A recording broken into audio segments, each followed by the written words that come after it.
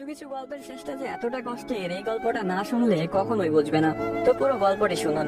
একটি 19 বছর বয়সী মেয়ে তার প্রেমিকের কাছে গিয়ে বলে, আমার 20তম জন্মদিনে তুমি আমাকে কি উপহার দিবে? ছেলেটি মুচকি হেসে বলল, এখনো তো অনেক সময় আছে, আর সময় হলে তুমি তোমার জন্মদিনের উপহার পেয়ে যাবে। বেশ কিছুদিন যাওয়ার পর একদিন হঠাৎ করে এই মেয়েটি অজ্ঞান হয়ে যায়। বাসার সবাই বেশ অস্থির হয়ে যায়, কিছুই বুঝে উঠতে পারছিল না কেউ কি হয়েছে মেয়েটার। তারপর সবাই মিলে তাকে হাসপাতালে নিয়ে গেল।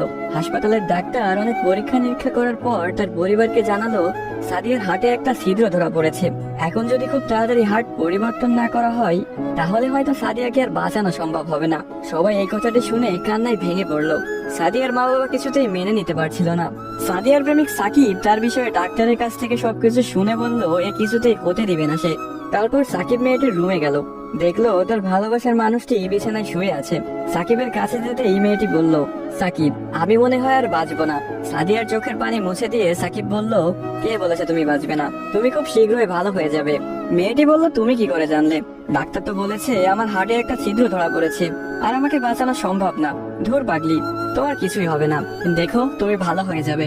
এভাবেই বেশ কিছুদিন যাওয়ার পর সাদিয়া সম্পূর্ণ সুস্থ হয়ে যায় এবং বাসায় ফিরে যায়।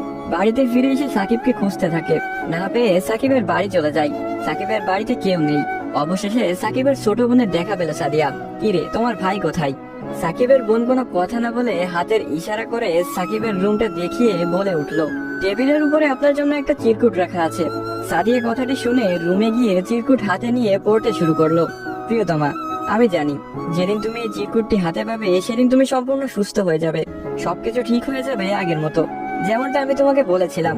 আমি বলেছিলাম না কিছু হবে না, দেখছো তাই হয়েছে। তুমি আমার কাছে 20তম জন্মদিনের উপহার চেয়েছিলে না? অনেক ভেবেছি, কিন্তু তোমাকে কি উপহার দেবো ভেবে পাচ্ছিলাম না।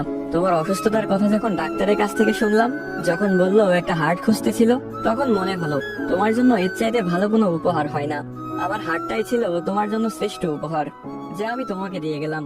মন খারাপ করো না, আমি আকাশের ওই উপর থেকে তোমাকে সব সময় দেখবো।